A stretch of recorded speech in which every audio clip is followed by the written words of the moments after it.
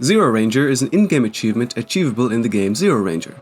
It requires getting every other achievement in a single run of the game, which includes finding all the bonus items, not using any continues, and getting an A rank in every level.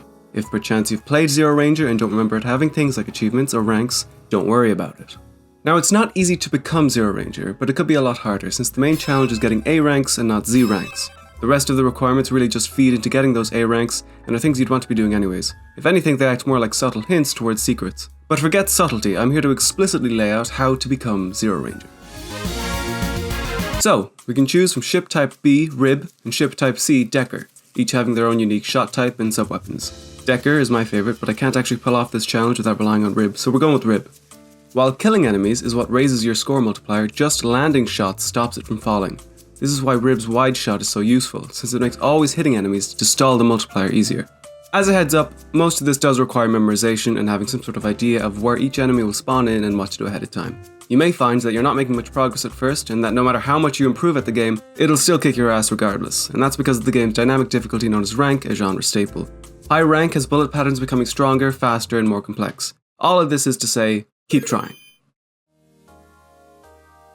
Each stage contains 3 SE bonuses, the first one being found right here at the start by shooting this orange bird. The run is demanding from the word go, as this first stage is rather strict on required score due to how simple it is, and an easily missable chunk of the available score is found hidden in this type of enemy.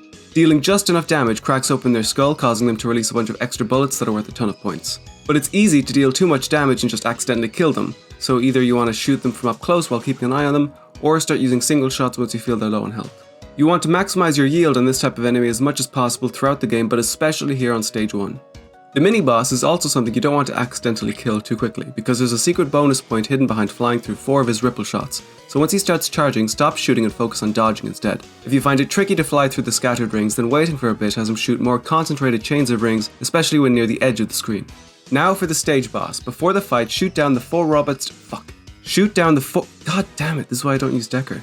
Shoot down the 4 robots for a bonus point. Try and stay mostly in the center while leading your shots into him. You don't need to move much to avoid this guy's attacks.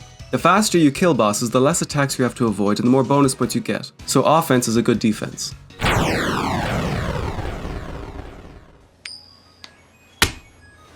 Call it. The back shot is a fantastic weapon. It deals high damage and covers your most vulnerable angle. Definitely the practical choice. Stage 2 is fun but tricky. It'll take several tries to get comfortable with, and even then it's a sharp step up in difficulty. There are several points where you'll need to actively keep enemies alive to prevent your multiplier from running out, but the real hurdles are the boss fights, such as our typo. The trick to this guy is just to be zen. Only make small adjustments side to side to dodge his shots, and then once he launches his shield, get in front of it and do the same thing while advancing.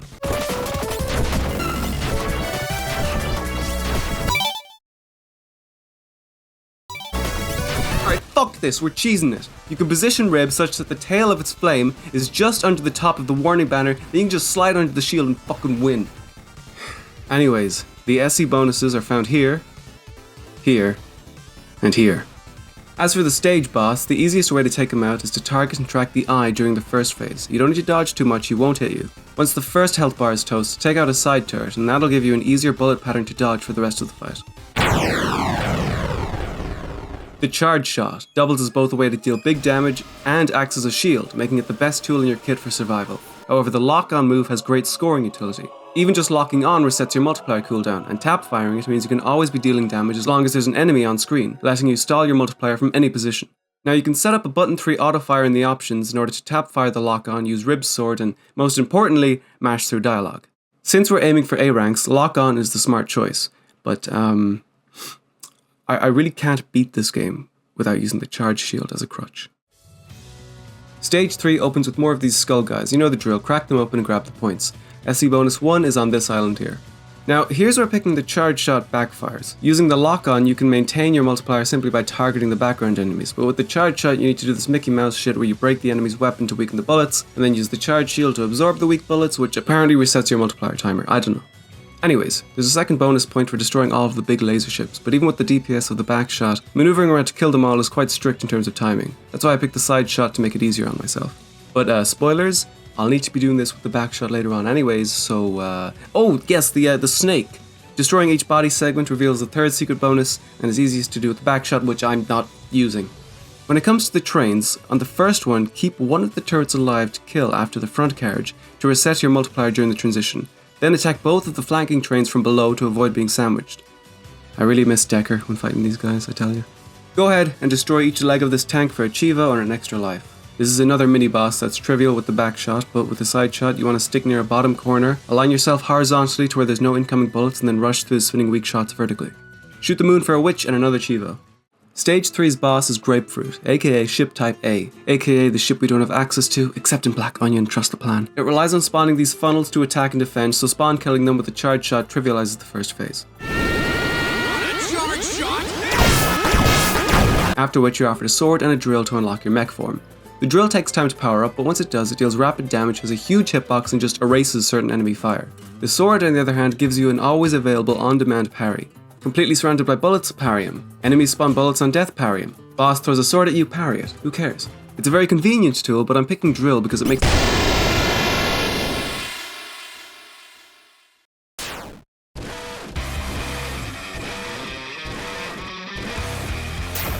Big Zan here is a massive scoring opportunity where you'll be getting a huge chunk of the stage's required points. If you build up the drill debris ring at the beginning, then you can spawn camp the side turret bullets for points. Then, after clearing away the little eyes, you can camp out in the corner and kill the pointy bullets like a shot out. Big Zan's bullet patterns are easily avoided in the corner, and even if you get snagged, your mech's attack will stall the bullets long enough to get out of the way. Avoid the first laser, take out a turret, and then wait for the second one before finishing him off, lest he flee. Your mech form now lets you overload the score multiplier from a maximum of 6.4 to 12.8, and you'll be expected to do so to meet the scoring requirements going forward. The beginning of stage 4 lets you immediately overload your multiplier and cash it in on a bunch of easy targets, such as these knockoff Zans. I use the side shot to take out the head, side turrets, and then the eyes before moving on to the next one, never dropping the multiplier. Afterwards, the boys make their return, blow them up and they'll start changing form. If you want to maintain as much multiplier as possible, you can use your mech's attack to hold on to one of their bullets while they're busy transforming, since blocking a bullet stalls the multiplier. This next section is as difficult as you make it, because the charge shot kills these guys easily, but doing so causes more and more to spawn in. This makes it a clusterfuck of a gold mine for scoring, but completely innocuous if you just want to survive. The skull segment lets you overload your multiplier once again, but to carry it over to the next part you need to never stop landing hits on this mini-boss, so I hope you brought Rib or the homing shot. Use your melee on these robots and spawn kill these ships on the top left to prevent enemy fire. Previously I've harped on about carefully cracking open these skull enemies for the points inside, but the SE bonus here is time sensitive, so just kill everything as fast as possible and you'll grab all three. This horizontally looping section is interesting because it's totally unique. Killing enemies actually increases the scrolling speed of the level, so if you go out of your way to find and kill as many enemies as possible, you can end up just speeding through the stage by the end of it. Oh wait, hold on. Wait, wrong mode, sorry, my bad. Instead we're just stuck running away from eyes shooting at us. Speaking of eyes shooting at us, the stage boss isn't eyes shooting at us. Best bet is just to rely on the drill's DPS and kill it before it can kill you. But when it spawns orbs, go destroy a few of them to give yourself some breathing room. And that's the fourth of the game's 4 stages completed. Bit of a disappointing final boss to be sure, but at least it wasn't too hard. The roulette bosses each give you an extra life, and by the end of it you really should have a maxed out life counter at 8. The not Space Invaders boss only gives you a life if at least one city survives, but you should be saving as many as possible for points anyways. Another way to maximize points is by ignoring the brain boss's weak point and just killing the ads instead. You can take this to the extreme by continually going after the respawning ones at the end, but then the brain flips out and it gets kinda dangerous. The salamander boss is a salamander, there's not much to say here. The fourth boss can actually be spared by popping his snot bubble, which you need to do to get an Wait a minute, skeleton boss, shmup, wait a minute. Sparing your enemy? Wait, this is a fucking Sans Undertale reference! This stage had a lot going on, but it's actually easy to A rank. I mean, look at this apparently A rank worthy performance.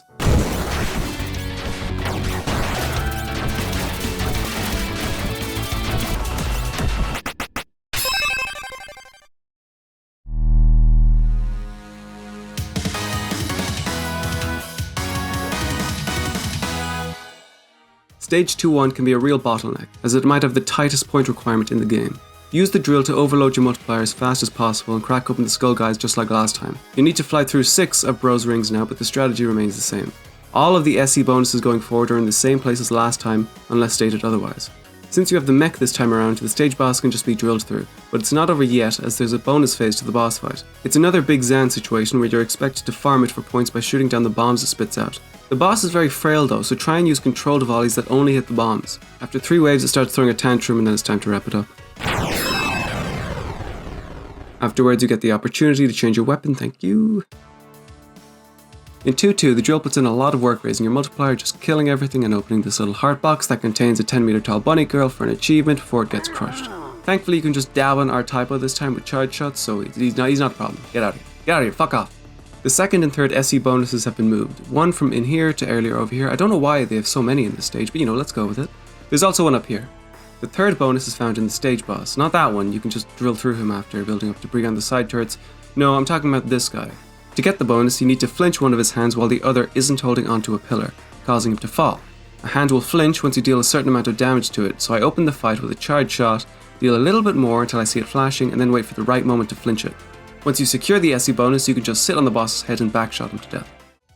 Stage 3 opens almost identically to last time, but with the addition of a conspicuous shadow in the sea that you're going to want to shoot. Not having the side shot makes killing all these laser ships harder. It's best to keep an eye on the sides of the screen and watch for which laser shoots first, to tell which of the 2 ships is ahead.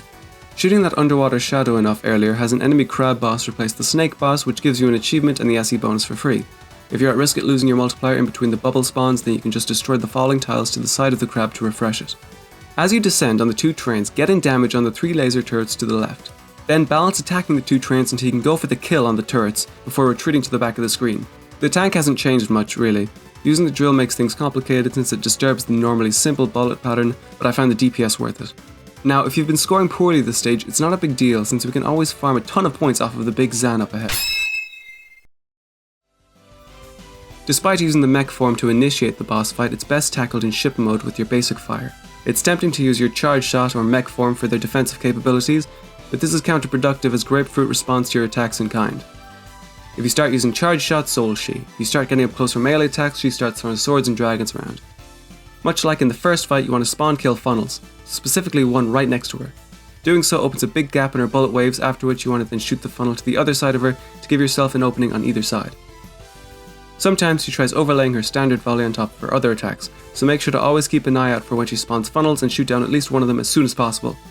If she uses a focus fire attack, then hover over her and, crucially, dip back underneath once the attack ends to pressure her to the top of the screen. She's much more problematic if below you, so positioning is important. Her final phase depends on your choice of mech. If you're a sword Chad, you get to enjoy a round of tennis, but if you're a drill cuck, you have to endure some Danmaku. You can always just ignore the drill and attack with a combination of back shots and charge shots for a much easier time, but you have to at least finish the fight off with a drill clash, come on now.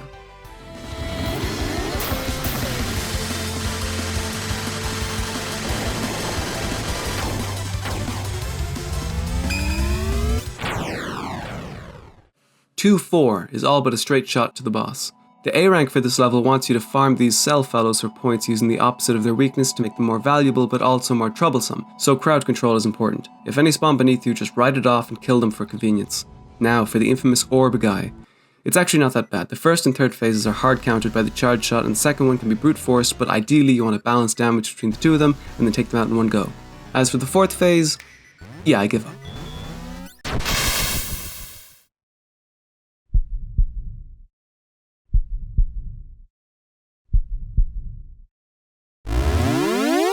Alright, what is there to say about this rapscallion here?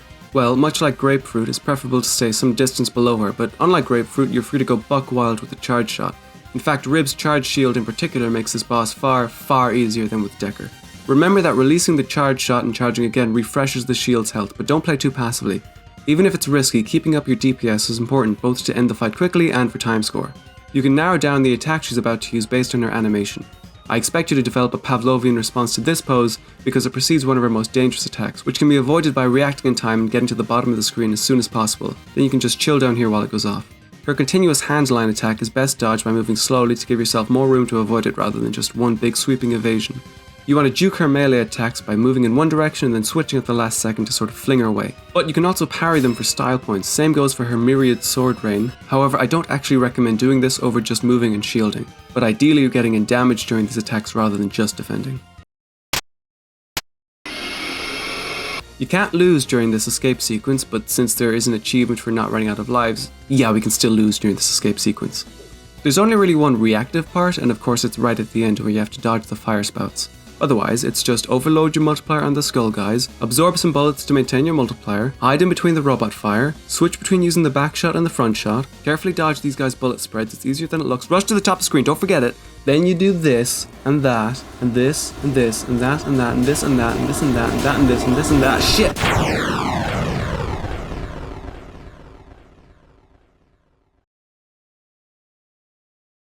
Don't worry, Captain, we'll buff out those scratches.